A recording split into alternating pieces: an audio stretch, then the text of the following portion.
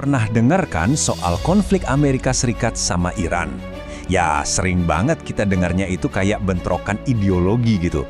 Tapi, gimana kalau ternyata ada cerita lain di baliknya? Nah, kali ini kita bakal coba lihat konflik ini dari kacamata yang beda banget, yang fokusnya ke ekonomi, bukan sekedar retorika. Biasanya narasi yang kita dapat tuh simple banget kan? Ini pertarungan antara demokrasi ala barat melawan teokrasi Iran. Pokoknya, benturan nilai-nilai deh.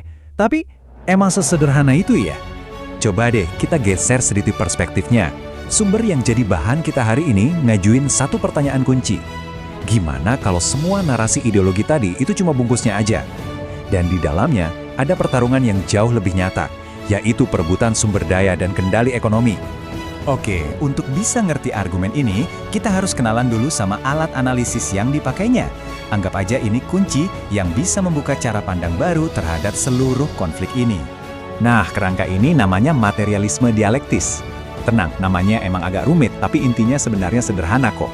Gampangnya gini, fondasi atau basis dari sebuah masyarakat itu adalah kondisi ekonominya. Siapa yang punya sumber daya, siapa yang kontrol produksi. Nah, semua hal lain kayak politik, hukum, bahkan ideologi itu disebut superstruktur yang dibangun di atas fondasi ekonomi tadi. Biar gampang, kita bayangin aja kayak bangunan. Basis itu fondasinya, ya. Kontrol atas minyak, jalur perdagangan, dan sistem keuangan global kayak dolar AS. Terus superstruktur itu gedung yang kelihatan di atasnya, ketegangan militer, aliansi-aliansi politik, sampai narasi soal benturan peradaban. Nah, menurut analisis ini, superstruktur itu dibangun sengaja untuk melindungi dan memperkuat si basis. Masuk akal kan? Oke, sekarang kita coba pakai kacamata ini.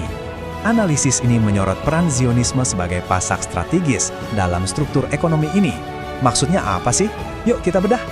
Jadi, menurut perspektif ini, akar masalahnya itu bukan soal bentuk pemerintahan Iran, bukan. Tapi lebih ke pembangkangan materialnya. Dengan mencoba berdagang di luar sistem dolar AS, Iran dianggap secara langsung menantang fondasi ekonomi yang jadi sandaran kekuatan Amerika di kawasan itu. Terus gimana cara kerja si pasak ini? Sumber ini nunjukin dua fungsi utama. Pertama, sebagai outsourcing militer. Jadi Israel bisa melakukan aksi-aksi yang secara politik terlalu berisiko buat Amerika. Kedua, sebagai penyerap surplus militer, di mana ketegangan yang dijaga terus-menerus itu menciptakan pasar yang pasti buat senjata-senjata buatan Amerika. Sumber ini bahkan menyajikannya dengan kutipan yang wah, to the point banget. Katanya, bantuan militer AS ke Israel itu sebenarnya cuma subsidi yang muter balik ke perusahaan senjata AS. Jadi uang pajak orang Amerika dipakai buat bantuan, yang terus dipakai lagi buat beli produk dari industri pertahanan Amerika. Ini jadi semacam siklus ekonomi yang menguntungkan sambil terus menjaga keadaan di kawasan itu tetap sama. Nah, sekarang kita masuk ke bagian yang menarik banget. Analisis ini nggak melihat ancaman Iran sebagai masalah satu arah. Justru ini dilihat sebagai sebuah dinamika yang saling menguatkan, sebuah dialektika gitu. Coba deh lihat tabel ini. Ini ngejelasin gimana narasi ancaman Iran itu sama-sama menguntungkan kedua pihak.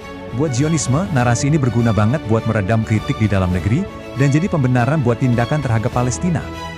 Nah, sementara buat Amerika, narasi ini bantu mengikat negara-negara Arab dalam aliansi keamanan, menjauhkan mereka dari pengaruh Cina atau Rusia, sekaligus memperkuat kontrol ekonomi di sana.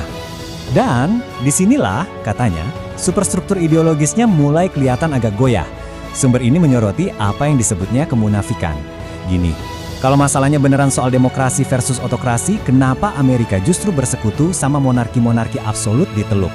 Nah, menurut analisis ini membuktikan kalau faktor penentunya itu bukan bentuk pemerintahan, tapi soal keselarasan ekonomi. Semua ini akhirnya membawa kita ke kesimpulan dari analisis ini, yang fokusnya ke implikasi yang lebih luas dan apa artinya ini semua bagi berbagai gerakan perjuangan di seluruh dunia. Jadi kesimpulan utamanya begini. Menurut analisis ini, Zionisme itu bukan cuma penonton yang pasif. Bukan.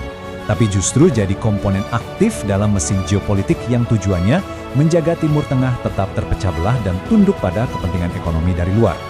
Dan jangan salah ya, ini bukan cuma permainan catur politik tingkat tinggi yang abstrak. Ini ada dampak nyatanya ke kehidupan orang biasa. Sanksi ekonomi yang tujuannya menekan pemerintah Iran, ujung-ujungnya malah menyakiti rakyatnya. Dan di seluruh kawasan, uang yang harusnya bisa dipakai buat sekolah, rumah sakit, atau lapangan kerja, malah dialihkan buat beli tank dan rudal. Ini jelas memperkaya segelintir elit militer dan perusahaan senjata. Pada akhirnya, analisis ini meninggalkan kita dengan satu pertanyaan besar. Kalau semua ini benar-benar digerakkan oleh fondasi ekonomi yang sama, apakah itu artinya berbagai perjuangan yang kelihatannya terpisah di seluruh dunia, melawan perang, menuntut keadilan ekonomi, dan perjuangan pembebasan Palestina sebenarnya saling terhubung? Ini adalah sebuah pemikiran yang kami tinggalkan untuk Anda renungkan. Terima kasih sudah menyimak.